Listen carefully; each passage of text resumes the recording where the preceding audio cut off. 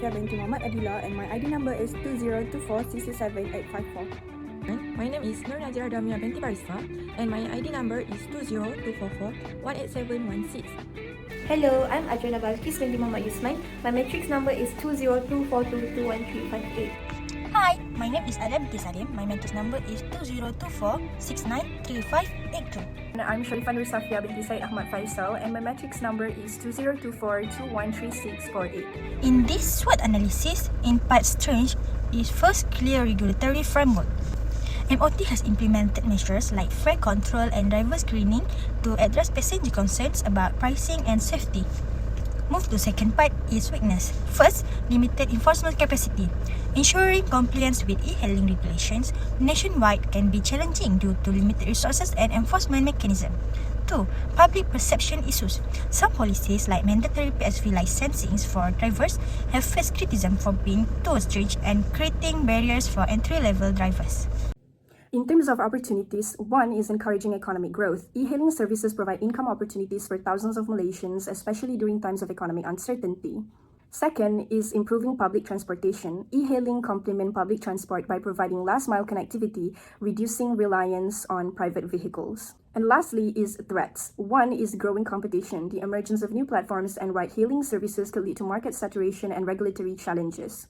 And second is economic instability. Economic downturns could reduce demand for e-hailing services, impacting the industry's sustainability and the effectiveness of MoT's policies. So we start with introduction. Intermediation business e-hailing is a service provided to book public transport service through electronic applications. This service include e-hailing vehicles and taxis. E-hailing vehicles are private vehicles used to provide public transport service to passengers who book through electronic applications. Technology applications that utilize the internet, such as smartphone, have changed the way society conducts business and individually daily lifestyle. A public awareness campaign was conducted by the Transport Minister to educate both e-hailing service providers and users about their rights, responsibilities and regulations. The Ministry of Transport has focused to protect both drivers and passengers. One initiative is the implementation of a ceiling on commission charged by e-hailing companies, limiting commission to 10% for taxi drivers and 30% for private drivers. This aims to ensure that drivers receive fair compensation for their service while maintaining affordable rates for passengers. Another short-term measure is the extension of the vehicle age limit for taxi and e-hailing vehicles. The Land Public Transport Agency (APAD) increased the age limit to 50 years applicable nationwide.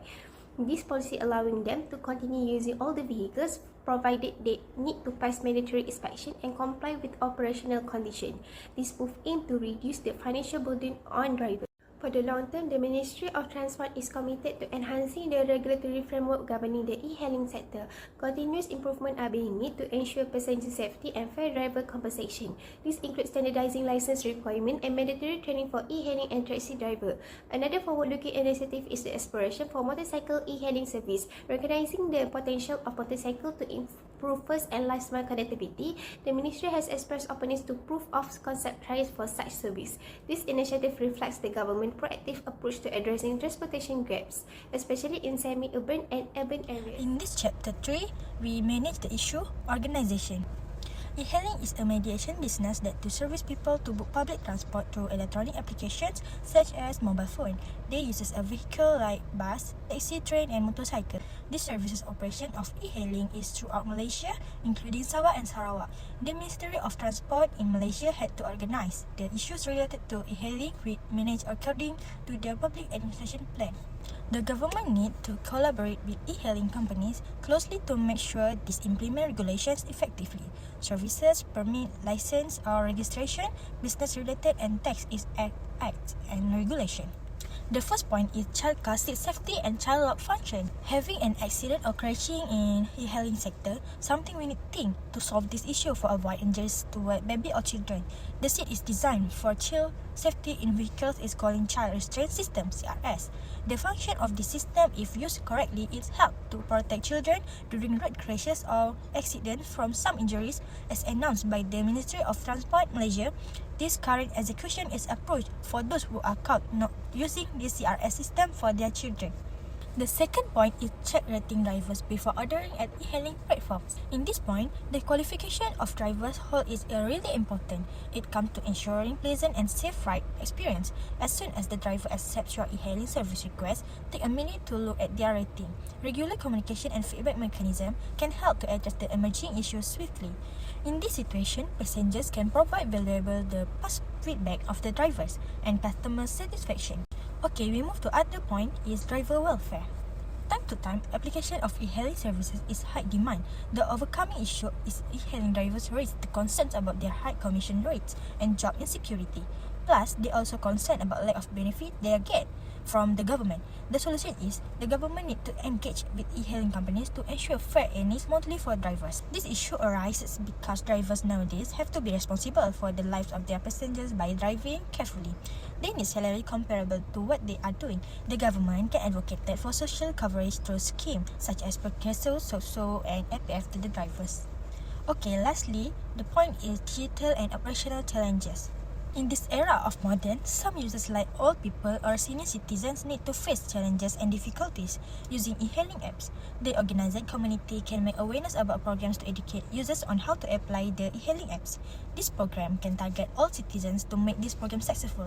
Otherwise, solution can be made to settle this issue is encourage e-hailing platforms more user-friendly to simplify app interface and provide multilingual support. Moving on to Chapter 4, Managing the Issue in Terms of Decision-Making. The concerns of decision-making frequently center on safety, regulation, equity for drivers and passengers, as well as the overall effect on conventional public transportation. As for Land Public Transport Act 2010 Amendment 2017 and the Road Transport Act 1987 Amendment 2019 are the two examples of the regulatory framework that the Ministry of Transport has decided to implement in order to regulate the e-hailing industry in cooperation with other stakeholders.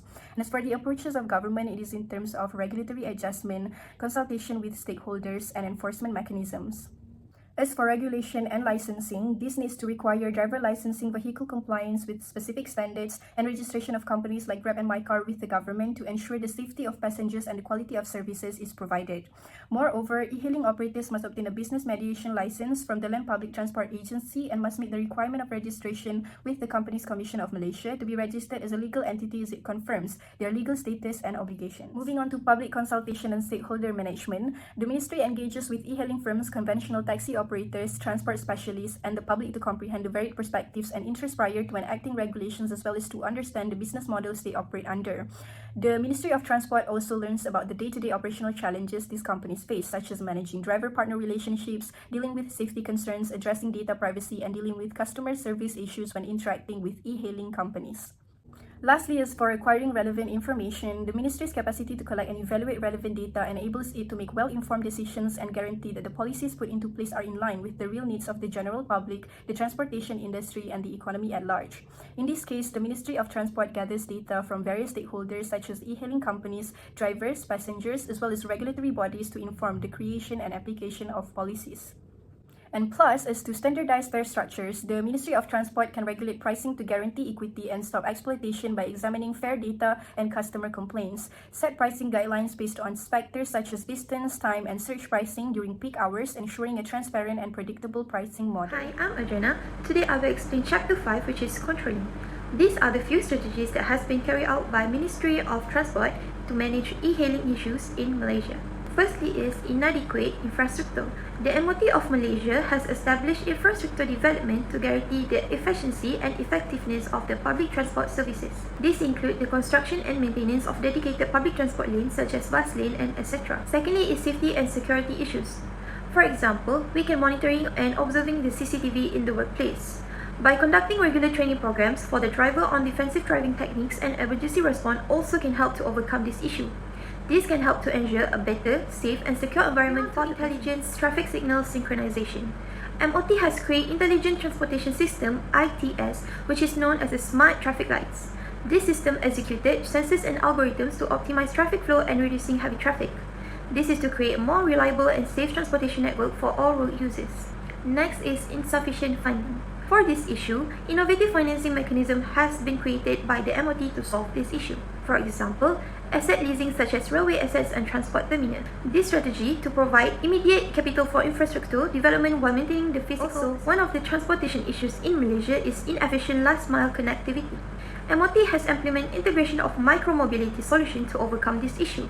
This is also to promote the use of micromobility devices such as e-scooters and bicycles. This initiative aims to reduce urban congestion and lower carbon emissions. Lastly is regulation and licensing. MoT has created a framework to regulate e-hailing services to ensure the safety and quality services for the passengers. For example, require driver licensing and registration of companies like Grab or MyCar with the government. E-hailing operators must acquire a business mediation license (LPP) from the Land Public Transport Agency (SPAD). It also must meet the requirement of the registration with the Companies Commission of Malaysia (SSM). This is to ensure that the operators are recognized as businesses that are responsible for paying taxes and adhering to legal requirements. So that's all from me. Let's move on to conclusion. In conclusion, the Ministry of Transport MoT in Malaysia can effectively address the difficulties and possibilities associated with e-hailing service by conducting a SWOT, strengthens, weakness, opportunities and threat study. This framework has the ability to stimulate the expansion of e-hailing service by considering safety, quality and further competition in the market. As a result, both service providers and customers will benefit and the country's transport ecosystem will progress. There is no doubt that e-hailing companies have completely changed mobility in the public transit space, despite the various difficulties they face. As long as customers continue to value convenience, affordability, speed and delivery, e-hailing is predicted to grow significantly.